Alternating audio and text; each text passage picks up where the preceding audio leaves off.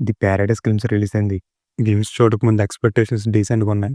చూసాక జై అని పెరిగాయి. 1960స్‌లో సెట్ చేసిన ఈ మూవీ గ్లిమ్స్ ఓపెనింగ్‌లోనే ఒక ఆవిడ చరిత్రలో అందరూ చిలకలు, పావురాల గురించి రాశారు కానీ కాకుల గురించి ఎక్కడా రాయలేదంటూ కాకులతో కంపేర్ చేస్తూ ప్యారల్‌గా ఒక కమ్యూనిటీ గురించి చెప్తుంది.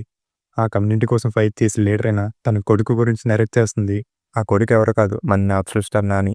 నాని మేకౌట్ చాలా కొత్తగుంది. అన్‌ఎక్స్‌పెక్టెడ్ అని చెప్పాలి. ఇంక నాని చేతి మీద ఉన్న టాటూతో చెప్పొచ్చు శ్రీకాంత్ ఓడలు ఈసారి ఎంత వైల్డ్‌గా ప్లాన్ చేశారనేది. ఈ గ్లిమ్స్‌కి వాయిస్ ఓవర్ ఇచ్చింది నాని మదర్ క్యారెక్టర్ చేస్తున్న మరాఠీ యాక్ట్రెస్ సోనాలి కుల్కర్ని.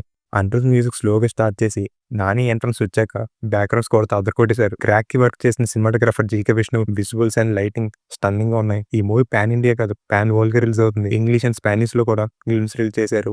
వరల్డ్ వైడ్‌గా నెక్స్ట్ ఇయర్ మార్చ్ 26న మూవీ రిలీజ్ అవుతుంది. ఫారెన్ లాంగ్వేజ్‌లో కూడా ఒకే రోజు రిలీజ్ అవుతుందా? లేకపోతే ఇక్కడ సక్సెస్ చూసాక రిలీజ్ చేస్తారా అనేది ఇంకా తెలీదు. ఇప్పటివరకు ఏ సినిమాని కూడా ఇలా అనౌన్స్ చేసి రిలీజ్ చేయలేదు. ఈ మూవీని ఆళ్ళు రిలీజ్ చేస్తారో లేదో.